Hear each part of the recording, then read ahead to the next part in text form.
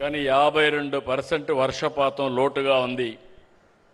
ఎక్కడ చూసినా వర్షాభావం ఉంది. అయితే ఈరోజు మనందరం ఏదైతే ప్రకృతి సేద్యం ద్వారా ఆల్టర్నేటివ్ క్రాప్లు గుడబోయే పరిస్థితికి వచ్చాం.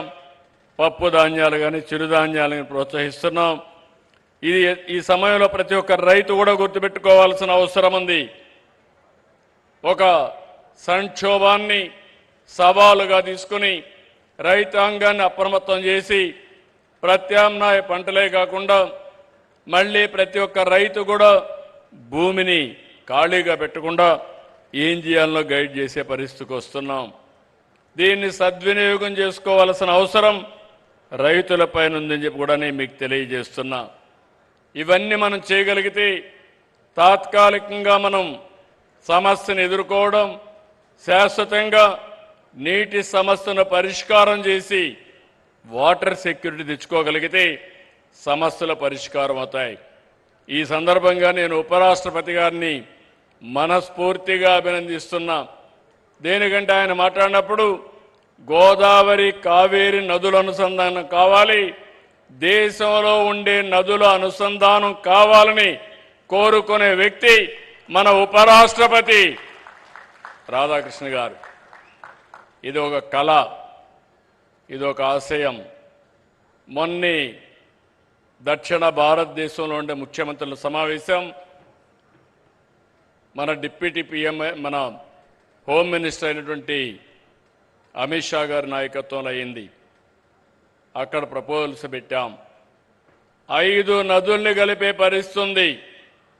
గోదావరి, కృష్ణ, తుంగభద్ర, అదే సమయంలో పెన్నా, అదే సమయంలో కావేరి. ఈ 5 నదులు కలపగలిగితే 4 రాష్ట్రాల్లో సమస్య పరిష్కారం అవుతుంది.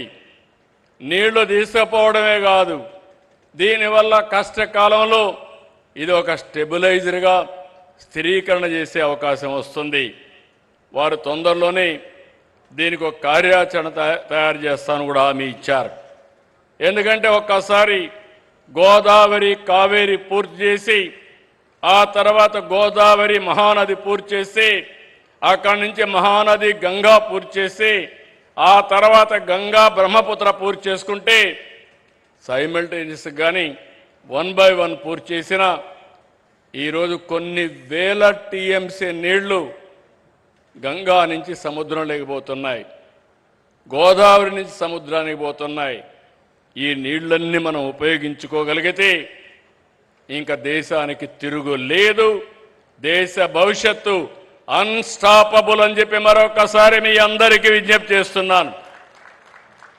ఈ సమస్యని ముందుకు తీసుకుపోతున్నటువంటి ఉపరాష్ట్రపతి గారిని మనస్ఫూర్తిగా అభినందిస్తున్నాం. అలాగే గోర్మే సంస్థ మరిన్ని విజయాలు సాధించాలని మీరు చేసింది ఒక వినూత్నమైన కార్యక్రమం. ఇది అవుట్ ఆఫ్ బాక్స్ థింకింగ్. దీనికి అభినందిస్తున్నాను. మీరు ఒక స్ఫూర్తినిచ్చారు. రాష్ట్రంలో ఉండి ఎవరైతే చదువుకున్న వ్యక్తులు ఉన్నారో ఆలోచనలు మారాలి.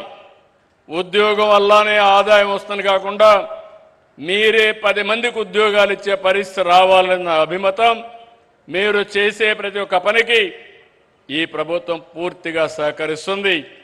భవిష్యత్ అంతా కూడా స్టార్టప్లు, ఇన్నోవేషన్, ఇంకో పక్కన పెద్ద ఎత్తున క్రియేటివిటీ అని చెప్పి తెలియజేసుకుంటూ అవన్నీ కలిపి స్ఫూర్తిని నింపినటువంటి పట్టాభిరామారావు గారిని, ఈ సంస్థ గోర్మే సంస్థని మనస్ఫూర్తిగా అభినందిస్తూ వన్స్ అగైన్ వారికి ధన్యవాదాలు తెలియజేసుకుంటూ కంగ్రాచులేషన్ తెలియజేసుకుంటూ సెలవు తీసుకుంటున్నాను. ఇప్పుడు జై భారత్ గట్టిగా చెప్పాలి. జై భారత్, జై భారత్, జై తెలుగు తల్లి, జై తెలుగు తల్లి, జై Hind.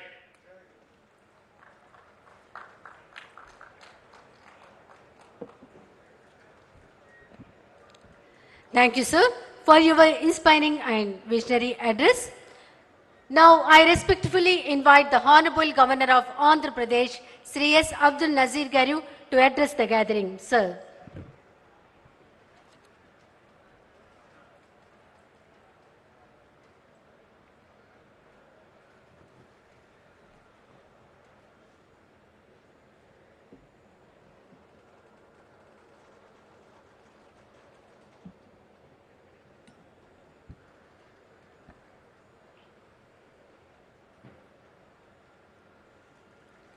Respected Uparashtrapati ji, Honorable Chief Minister Shri Nara Chandrababu Naidu Garu,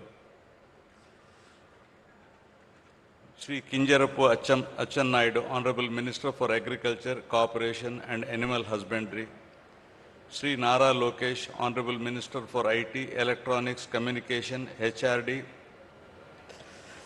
Shri Kulusu Parthsarathi, Honorable Minister for Housing and PR, Shri S. B.P. Pattavi Rama Rao, Managing Director, Government Propanica, other dignitaries on the dais, distinguished guests, esteemed farmers present here today, ladies and gentlemen, and members of the media.